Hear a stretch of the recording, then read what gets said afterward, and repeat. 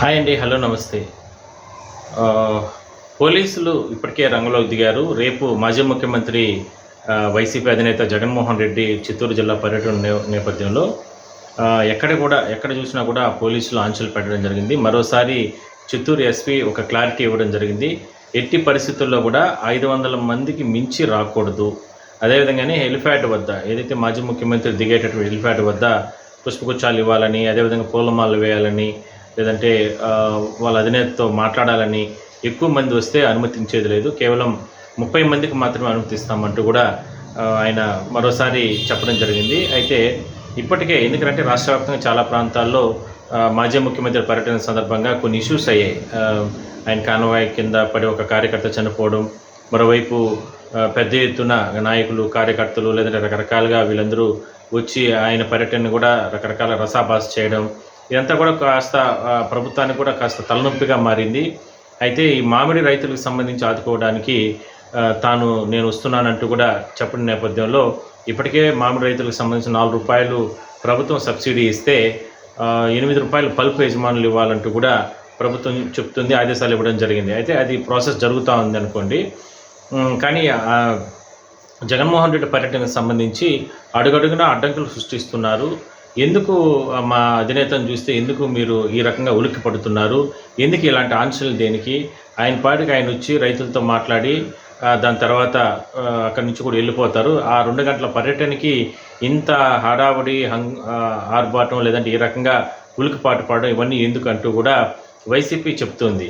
అయితే భద్రతలో భాగంగానే ఒకవైపు ఆయన భద్రత, మరోవైపు కార్యకర్తలు, నాయకుల భద్రత, మరోవైపు ఏ ఒక చిన్నపాటి తప్పిదం జరిగినా కూడా అది ప్రభుత్వానికే చెడ్డ పేరు వచ్చే అవకాశం అయితే ఉంటుంది. అందువల్లనే ఆయన రక్షణతో పాటు కార్యకర్తలు, నాయకులు, అదేవిధంగా లా అండ్ ఆర్డర్ ప్రాబ్లమ్స్ లేకుండా ఈ రకంగా మేము చర్యలు తీసుకుంటున్నామంటూ కూడా పోలీసులు కూడా చెప్పడం జరిగింది. అందరి డేటాను కూడా సేకరిస్తున్నారు. అంటే మీడియా ప్రతినిధుల కానుంచి అంటే ఎవరెవరు వస్తారు, అదేవిధంగానే కార్యకర్తలు, నాయకులు, వైసీపీకి సంబంధించిన కార్యకర్తలు, నాయకులు, ఇట్లా మొత్తం డేటా అంతా సేకరిస్తున్నారు పోలీసులు కూడా. ఎందుకంటే అనుమానిత వ్యక్తులు కూడా ఇలాంటి ఇష్యూస్లో ఏదైనా సరే వచ్చి అంటే ప్రభుత్వానికి చెడ్డ పేరు తేవడానికి కావచ్చు, లేదంటే వచ్చినటువంటి నాయకుడిని ఇబ్బంది పెట్టడానికి కావచ్చు, ఇట్లా ఎవరో ఒకరు ఏదో ఒక ఇష్యూస్ చేసే అవకాశం ఉంటుంది. తద్వారా ఆయనకు సెక్యూరిటీ పరంగా ఇబ్బందే ఉంటుంది. అదేవిధంగానే అధికారంలో ఉన్నటువంటి ప్రభుత్వానికి కూడా, అంటే మాజీ ముఖ్యమంత్రిగా ఉన్నటువంటి ఒక వ్యక్తికి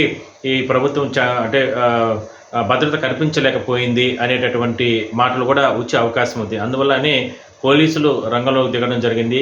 యాక్షన్ ప్లాన్ మొదలుపెట్టారు. అంటే మాజీ ముఖ్యమంత్రి పర్యటించే ప్రతి ప్రాంతంలో కూడా రేపు చాలా ఆంక్షలు ఉంటాయి. స్థానికులు, బంగారుపాలెంలో ఉన్నటువంటి స్థానికులు ట్రాఫిక్ సమస్య ఉంటుంది. ఉదయం పిల్లలను స్కూల్లో వదిలిపెట్టాలన్నా, లేదంటే మీరు ఉద్యోగాలకు వెళ్ళాలన్నా, అంటే రకరకాల ఇష్యూస్ ఉంటాయి. రేపు ఒక రోజు సహకరించండి అంటూ కూడా అధికార యంత్రాంగం చెప్తుంది. అదేవిధంగానే పోలీస్ అధికారులు కూడా చెప్తున్నారు. సో అందరూ కూడా సమయం పాటించండి, ఎక్కడ కూడా ఇష్యూస్ని, లా అండ్ ఆర్డర్ని మీ చేతిలోకి తీసుకొని ఇబ్బందులు గురి చేయొద్దన్నట్టు కూడా హెచ్చరిస్తున్నారు. సో మొత్తం మీద మాత్రం అనుకున్న దాని ప్రకారం రేపు వైసీపీ అధినేత జగన్మోహన్ రెడ్డి 9:30 బెంగళూరు నుంచి నేరుగా బంగారుపాలెంకి హెలికాప్టర్లో చేరుకుంటారు. అక్కడి నుంచి నేరుగా ఆయన రైతులతో మాట్లాడడానికి మండీల వద్దకు వెళ్తారు. ఇప్పటికే మండీల వద్ద కూడా పోలీసులు సెర్చ్ చేయడం జరిగింది. ఏ అనుమానిత వ్యక్తులు ఎవరిని కూడా అనుమతులు లేకుండా ఇప్పటికే కూడా వాళ్ళ ఆధీనంలోకి తీసుకోవడం జరిగింది. దాని తర్వాత రేపు ముఖ్యమైనటువంటి నాయకులు మాత్రమే, అంటే రాష్ట్ర వ్యాప్తంగా ఎంతమంది వైసీపీ నాయకులు, కార్యకర్తలు అందరూ ఇక్కడికి రాపాకండి, కేవలం ఈ జిల్లాలో ఉన్నటువంటి ముఖ్యమైన నాయకులు మాత్రమే అనుమతులు ఇస్తామంటూ కూడా పోలీసులు చెప్పడం జరిగింది.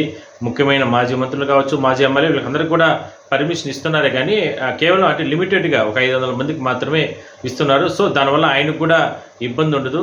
ఆయన చేసేటటువంటి కార్యక్రమం ఏంటి, రైతులకు సంబంధించి వస్తున్నాడు, రైతుల్ని పలకరిస్తాడు, మాట్లాడతాడు.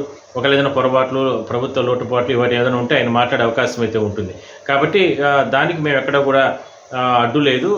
ఈ రకంగా ఏదైనా సరే ఇష్యూస్ వస్తే దానివల్ల ఆయనకు ప్రమాదం ఉంటుంది, అదేవిధంగానే ప్రభుత్వానికి కూడా చెడ్డ పేరు వచ్చే అవకాశం ఉంది. దానివల్లనే ఈ సెక్యూరిటీని టైట్ చేయడం జరిగింది, అంతే తప్ప ఇందులో ఎక్కడ కూడా ఉద్దేశపూర్వకంగా ఇబ్బందులకు గురి చేసే అంశం కాదు అని అంటూ కూడా అధికారులు, పోలీసులు కూడా చెప్తున్నారు. సో ప్రశాంతంగా ఆయన పర్యటన జరగాలని చెప్పి మనం కూడా కోరుకుందాం. సో మొత్తం మీద రేపు మాత్రం అందరిపైన కూడా నిఘా ఉంటుంది. సో జాగ్రత్తగా ఉండండి. ఎట్టి పరిస్థితుల్లో కేసులు ఇరుక్కోవడం కానీ, ఏదో అత్యుత్సాహం మీ నాయకుడు వచ్చేసారని చెప్పి అత్యుత్సాహం ప్రదర్శించి ఏదో చేయాలనుకొని ఏదో అయిన తర్వాత మళ్ళీ మీరు ఇబ్బందులు పడడం కానీ ఇటువంటివన్నీ ఎవరు చేయబాకండి. ఎందుకంటే చట్ట ప్రకారం పోలీసులు వాళ్ళ వ్యవహారం వాళ్ళు వ్యవహరిస్తారు. అదేవిధంగా అధికార యంత్రాంగం కూడా దృష్టి పెడుతుంది. ఆయన పర్యటన అనుక్షణం ప్రతిదీ కూడా కదలికలపైన దృష్టి పెడుతుంది. సీసీ కెమెరాలు ఉంటాయి. అదేవిధంగా డ్రోన్ కెమెరాలు ఏర్పాటు చేస్తారు పోలీస్ అధికారులు. మరోవైపు భారీ ఎత్తున పోలీస్ బలగాలు కూడా ఏర్పాటు చేశారు. ఆల్రెడీ కొన్ని చెక్ పోస్టులు ఏర్పాటు చేశారు. ఇటువంటివన్నీ ఉంటాయి కాబట్టి ఎవరు కూడా అమాయకులు ఎవరు కూడా ఇలాంటి ఇష్యూస్లో అంటే ఏదైనా సరే ఇష్యూస్లో జరిగిన తర్వాత ఇష్యూస్లో తగులుకోవడం, దాని తర్వాత మీ జీవితాలను పాడు చేసుకోకూడదు అనే ఉద్దేశంతోనే ఈ రకంగా పోలీస్ అధికారులు కూడా చెప్పడం జరిగింది. కాబట్టి మీరు సేఫ్గా ఉండండి. పర్మిషన్ ఉంటే మాత్రం ఖచ్చితంగా ఆ కార్యక్రమాలకు హాజరవ్వండి. పర్మిషన్ లేకపోతే హ్యాపీగా మీ ఇండ్ల దగ్గరే ఉండండి. అనవసరంగా వచ్చి లేనిపోని ఇబ్బందులు పడి కేసులు ఇరుక్కోబాకండి. కేవలం పోలీస్ అధికారులు చాలా క్లారిటీగా చెప్పారు. కేవలం 500 మందికి మాత్రమే అనుమతి.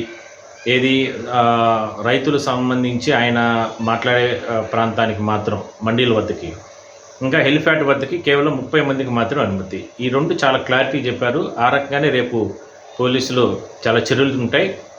కాబట్టి సేఫ్గా ఉండండి, జాగ్రత్తగా ఉండండి.